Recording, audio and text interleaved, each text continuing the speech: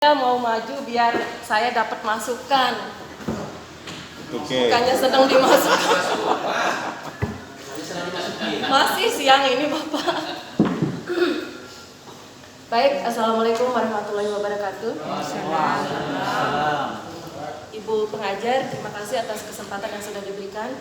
Rekan-rekan, izin menyampaikan inilah rancangan yang saya coba sudah susun. Menyusun gagasan inovasi peningkatan kualitas pembelajaran. Di sini ini yang perlu yang dapat. Gak usah pakai itu, kena licin. Ini oke, sudah Pak. Sudah.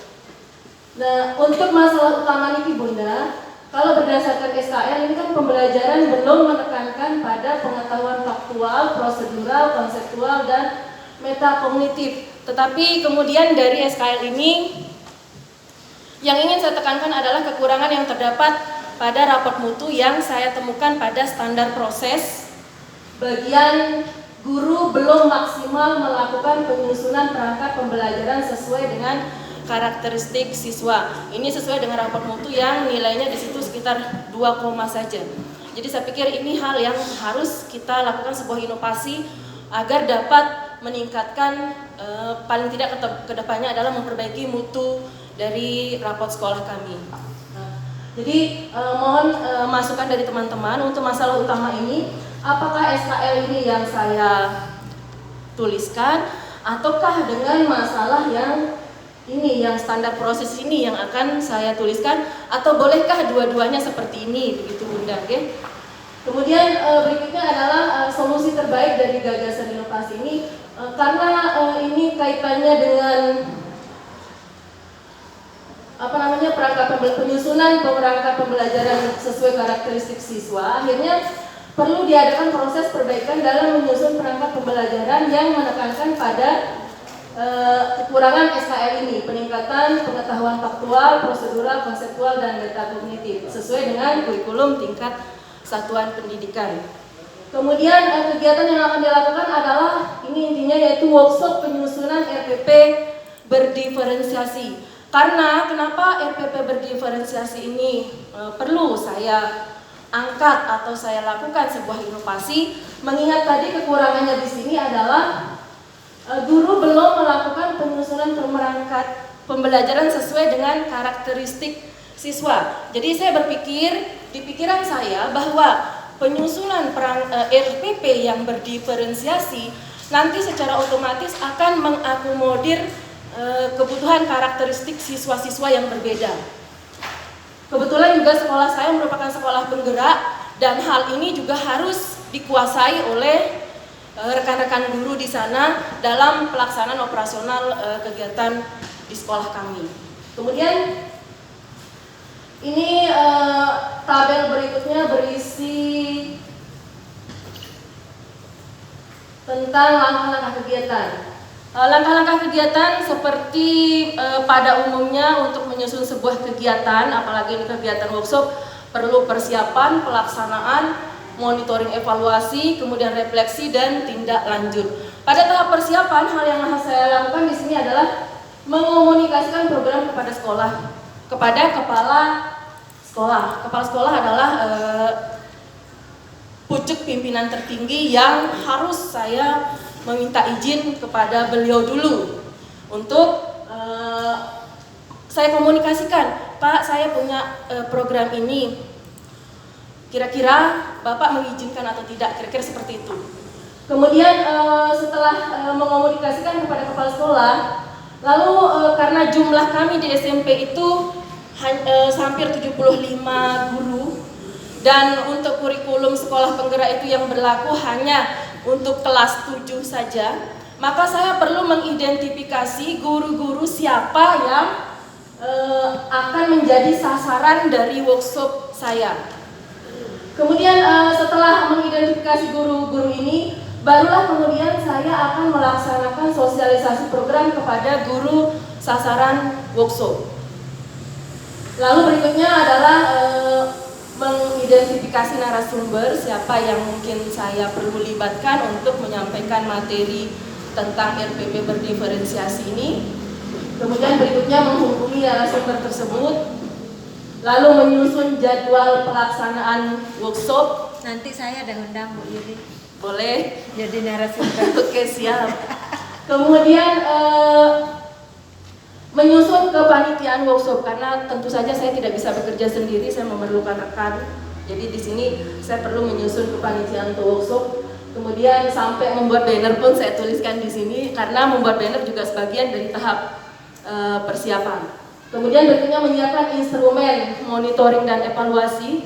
Ini juga perlu saya masukkan dalam persiapan. Apa saja yang harus dimonitoring, kemudian indikator apa saja yang harus dievaluasi. Lalu berikutnya adalah membuat surat undangan untuk narasumber dan peserta. Lalu berikutnya menyiapkan daftar hadir. Ini adalah beberapa jenis kegiatan yang akan saya lakukan dalam tahap persiapan. Berikut, setelah melakukan persiapan, lalu berikutnya adalah pelaksanaan. Menyiapkan sarana dan prasarana yang diperlukan, ini sudah hari H seolah-olah gitu kan. Kemudian berikutnya melaksanakan kegiatan workshop. Nah, selama pelaksanaan ini tentu perlu dilakukan monitoring dan evaluasi. Apa yang dilakukan pada tahap monitoring dan evaluasi? Melaksanakan monitoring selama pelaksanaan workshop sesuai dengan instrumen yang digunakan. Kita kan tidak tiba-tiba langsung monitoring tanpa berdasarkan instrumen yang kita buat. Kemudian berikutnya adalah melakukan evaluasi berdasarkan hasil monitoring.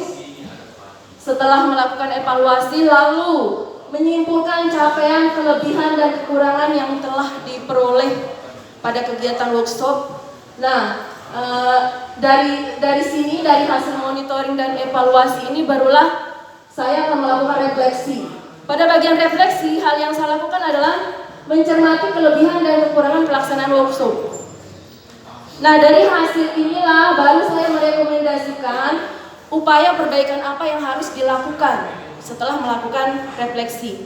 Nah, dari rekomendasi dari refleksi ini barulah saya akan melaksanakan tindak lanjut, yaitu melakukan pendampingan bagi rekan-rekan guru yang belum mampu mencapai target workshop. Misal, ada beberapa guru yang mampu menyusun RPP berdiferensiasi, sedangkan guru-guru yang tidak mampu, itu saya lakukan pendampingan dalam mereka menyusun kegiatan workshop. Nah, proses inilah nanti yang akan bisa menjadi siklus 2 dalam penyusunan pelaporan dari RPK yang akan saya buat.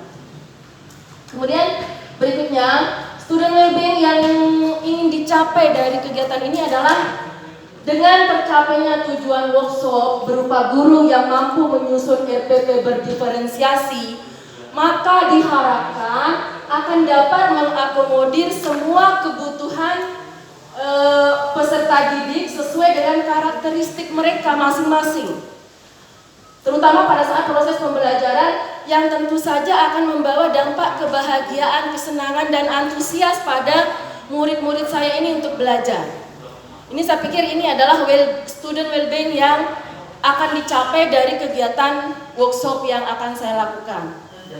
Ya, ini demikian paparan yang bisa saya sampaikan. Mohon masukan dari teman-teman guna perbaikan dari RPK yang akan saya lakukan nanti. Terima kasih. Ya, sila Pak Idin, dimulai dari Pak Idin. Mbak Wiwi, oke. Oke, Pak Idin dulu, silakan Pak Idin. Kita langsung ke masalah utama. Oke. Misalnya yang diminta di tugas sebelumnya kan masalah utama itu satu aja. Satu aja pada SKL ya. Supaya nanti pelaksanaannya ini dapat dipertinggi ya. Iya. Fokus pada satu masalah. Itu aja. Oke. Makanya tadi di awal saya bilang saya itu bingung mau naruh SKL atau mau naruh masalah standar proses. Karena kalau saya taruh masalah pada SKL kayaknya masih umum, tidak ada kaitannya dengan, tidak ada penjelasan terhadap kegiatan yang akan saya lakukan, yaitu di bawah ini, guru belum maksimal melakukan penyusunan perangkat pembelajaran sesuai dengan karakteristik siswa. Sementara di raport mutu ini kan yang jadi masalah. Tetapi kalau misalnya ini yang dikuatkan oleh narasumber, tentu saja saya akan menghapus salah satunya. Makanya asal sudah saya tulis dua-duanya. Jadi saya minta pendapat rekan-rekan dan juga penguatan dari Bunda pengajar. Terima kasih. Begitu alasannya Pak Idin, nggih? Ya. Berikut Mbak Wiwi. Memang kita beri dua ini bukan senangnya yang panjang-panjang. Oh. Ya, ini Bu Wiwi duluan. Oh, iya. Bu Wiwi duluan. Nggih, terima kasih. Oke. Benar katanya Pak Idin tadi Iya. bahwa memang Mbak Yuli senangnya yang panjang-panjang nih. Kenapa saya bilang begitu? Ya. Sebenarnya kan awalnya persiapan itu kan cukup perencanaan, Oke. terus melakukan rapat koordinasi dengan kepala sekolah Iya. dan beberapa orang wakasek mungkin gitu. Oke. Baru kemudian pembentukan panitia. Oke. Nah, mestinya pembentukan panitia itu sudah semua yang menyangkut tentang workshop ini akan dilakukan oleh panitia, termasuk membuat banner, Iya. menghubungi narasumber, terus melaksanakan sosialisasi program, semuanya di-handle oleh panitia. Betul. Nggih. Jadi itu yang kalau semuanya kita detailkan satu persatu kayaknya terlalu ribet gitu Iya. menurut Pak Idin kan tadi. Baik, oke, baik. Terima kasih masukannya Bu Wiwi. Terima kasih ada betulnya menurut saya dalam membuat penyusunan program memang mungkin ada baiknya dipangkas ya. Ini mungkin profil saya ya yang mengakibatkan saya harus menulis secara detail rangkaian Ya, apa saja tapi yang untuk harus catatan kita pribadi oke. yang harus saya lakukan memang seperti itu profil saya dan oke, terima kasih, nanti akan saya pangkas sedikit lebih sederhana mungkin. Terus Nika mungkin tadi yang lihat di pelaksanaan ada menyiapkan sarana dan prasarana, bukannya itu masuk ke Persiapan. perencanaan ya, bukan pelaksanaan. Persiapan ya. Iya, persiapan bukan pelaksanaannya. Kalau pelaksanaan mungkin acaranya langsung, misalnya pembukaan. Pembukaan itu apa saja, terus pelaksanaan, baru penutup. Pembukaan di sini berarti pembukaan ya? Pembukaan, terus pelaksanaan. Pembukaan, kemudian Pelaksanaan, terus pelaksanaan, kemudian baru penutup, baru monitoring dan evaluasi, terus tindak lanjut. penutup gitu aja ya. Ya. Oke, terima kasih Bu Wiwi atas masukannya. Saya pikir ini memang pas ya. Dan itu sebabnya mengapa saya ingin maju supaya saya mendapat masukan demi kesempurnaan dari rangkaian Keren. program yang akan saya lakukan supaya tidak berubah di tengah jalan. Oke, benar. Oke, Bapak Ibu, terima kasih. Apa lagi masukan yang lain? Sila Pak Kamhil. Baik, assalamualaikum warahmatullahi wabarakatuh. Waalaikumsalam warahmatullahi wabarakatuh. Terkait dengan Terima kasih, apa yang Pak Yuli. diinginkan oleh Bu Yuli, termasuk kita semua di sini sebenarnya masih sama-sama tentang masalah utama itu. Oke, masalah utama lagi gitu ya. Saya senang sekali membahas itu. Jadi kita mendapat penguatan sekali lagi dari Ibu pengajar kita nanti. Iya. Baik, menurut pemahaman saya dan kemarin sudah dibahas oleh kita semua di sini. Oke. Jadi yang menjadi masalah utama tetap SKL, ya? zonanya itu di SKL. Oke, oke. Adapun mengenai standar proses yang Ibu katakan di sana letak akar masalah, Iya. justru itu nanti include dia ke sana, Oke. nah, ke SKL itu. Oke. Nah di sanalah perencanaan inovasi kegiatan itu masuk dia di sana, tetapi tetap kita berpihak kepada murid apa yang kita lakukan itu. Jadi Iya, betul. kita bahasakan dari SKL-nya itu, Bu. Ya. Betul, saya memang berpikir seperti itu, tetapi nanti kan pesertanya bingung kalau ini kan masih gambaran umum, tapi asal sudah tulis dua, nanti bagaimana apa pendapat teman-teman akan saya hapus gitu, makanya saya tulis duanya. Oke, nanti kita tunggu penguatan dari Ibu pengajar, oke? Sila Bapak Ibu yang lain kasih masukan, sila Pak Rustam. Hanya misalnya saya Oke, juga sila. luar biasa pemaparannya. Terima kasih.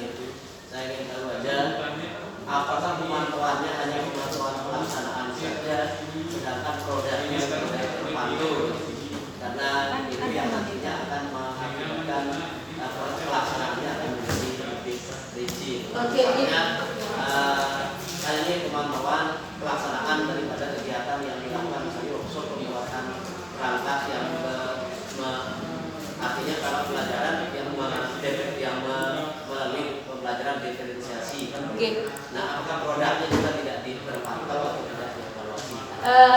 Di sini dia tempatnya Bapak, mana dia? Menyiapkan instrumen monitoring dan evaluasi. Nanti di sini instrumennya ini adalah instrumen berupa keterlaksanaan dari workshop itu, bagaimana centang-centang apa saja yang terlaksana dan apa saja yang tidak. Kemudian instrumen lainnya adalah bagaimana produk yang sudah dihasilkan oleh peserta workshop setelah melakukan kegiatan workshop berupa RPP yang sudah mereka buat, RPP berdiferensiasi yang sudah mereka buat, apakah sudah berdiferen ataukah tidak begitu. Nah, nanti di situ pas evaluasinya kami akan mengevaluasi berapa orang guru yang sudah membuat RPP berdiferensiasi dan berapa orang yang tidak masih belum sesuai dengan RPP berdiferensiasi. Ini yang akan dilakukan rekomendasi untuk dilakukan tindak lanjut pada tahap berikutnya. Jadi itu jawaban dari saya, Pak Rustam. Bagaimana? Oke, terima kasih. Sila Pak Lauhanapi. Jadi kebingungan saya sih, jawab itu nanti menyampaikan. Kan kita menggunakan siklus, saya menggunakan workshop pelaksanaannya. Iya. Apakah kalau pada siklus pertama kurang memuaskan, kita akan adakan siklus kedua, artinya mengulang workshop kembali? Oke. Dari saya pribadi, saya menganggap workshop itu hanya sekali dilakukan. Setelah dilakukan workshop, kemudian mendapatkan hasil dan dievaluasi, lalu diketahui siapa yang sudah mampu dan siapa yang belum mampu. Nah, yang belum mampu ini kan dilakukan proses pendampingan secara individu. Ini nanti yang akan dijadikan sebagai siklus 2 dalam pelaporan.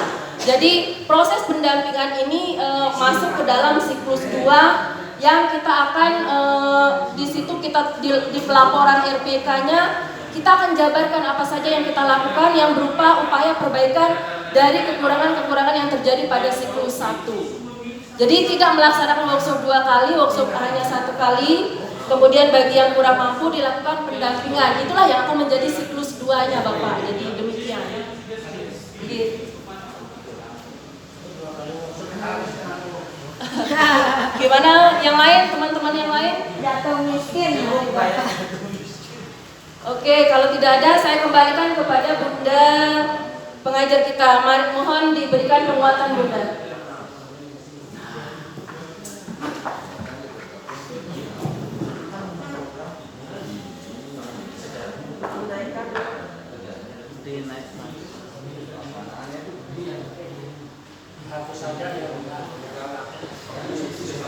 Masalah utama Bapak Ibu dari kemarin kita sudah sepakati untuk SKL ya. Sip, berarti Jadi hapus. SKL, tetapi nanti SKL ini dibantu oleh 3 SKL yang bawahnya. Jadi bukan pendukung sebenarnya, tapi keterkaitannya ya. Keterkaitan kalau yang pendukungnya itu yang 4 lagi yaitu Sarpras, BTK-nya, pengelolaan dan pembiayaannya. Nah, ini satu kesatuan ya dari SKL, tetapi yang utamanya itu SKL untuk eksekusi yang di bawahnya itu SKL-nya tetap di paling utama. Berarti saya hapus ya proses ini kita yang dibantu. Silakan.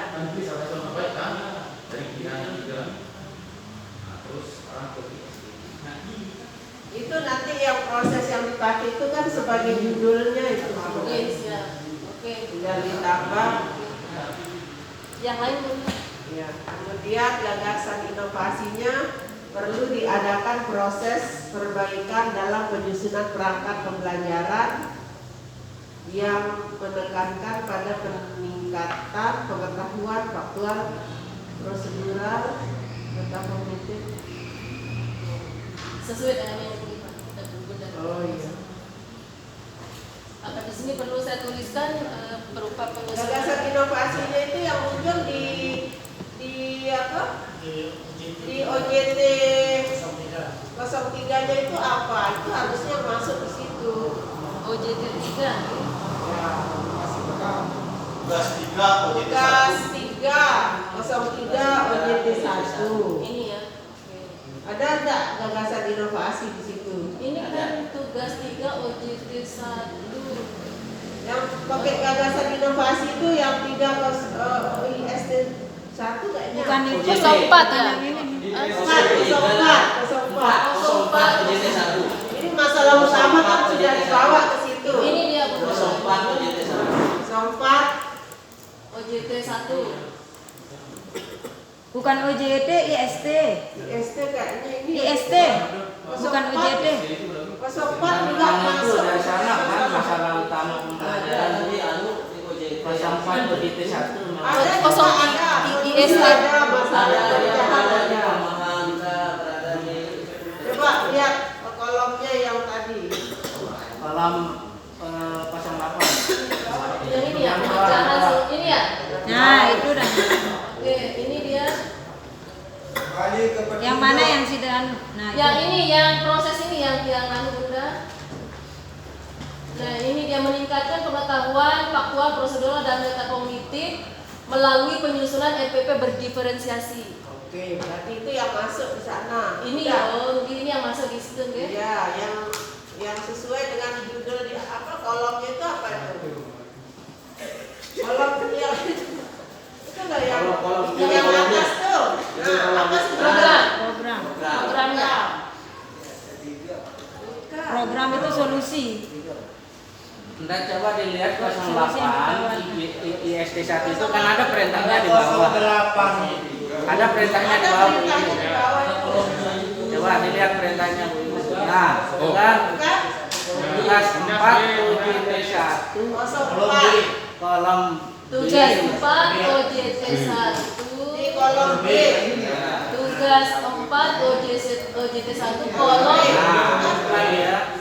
kolom D. Bukan kolom B, B ya. B. Ini terakhir solusi itu. D, D. solusi terbaik itu. Iya. Melaksanakan workshop Tapi tuh. perintahnya kolom Ini, Bu. D katanya Ini, Bu. itu. Di sini jangan Begini Bu, Oh, kolom C. begini Bu, kembali Pak ke sana itu begini. Ya. Kembali ke sana yang tadi itu. UJT 3, UJT 4 itu.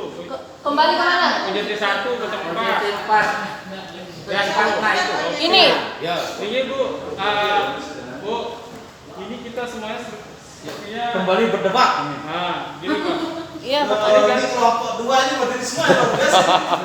Ini kan Tapi terjadi sudah berdebat. ini kan Kota nanti. coba ada turunkan petunjuknya itu. Turunkan petunjuknya. Terus. Baik, kolom 1 diisi dengan nomor urut sudah, nomor kolom 2, kolom B diisi dengan masalah utama yang diambil dari 03. Ya. Kemudian kolom 3 diisi dengan gagasan pemecahan masalah. Ini terdiri dari beberapa alternatif. Nah, terus coba naikkan lagi, coba naikkan. Naikkan. Ini ada 3 alternatif. Iya. Baik. Nah, peningkatan dari alternatif ini, baik. Nah, Ada 3 dari mana? alternatif ini Dipilih satu. salah satu. Makanya ini difokuskan ini yang salah satunya saya tuliskan di kolom D. Berarti bukan workshop ditaruh di mana? Yang ada Di antara berarti satu bilang dan tiga gagasan. meningkatkan pengetahuan faktual. Salah satunya tidak ada di sana Nah. karena di sana tidak ada kalimat workshop di sana itu. Yang ini berarti ya? Ya, dipindahkan. Terus nanti di IST 3 kembali ke IST 3. Kembali ke IST 3. Di IST 3 Mana di IST 3? Ini ya. Masukkan dulu. baik. Masukkan dulu. Di Iya, IST sebentar, sama 3 masukkan. Di sini ya? kolom program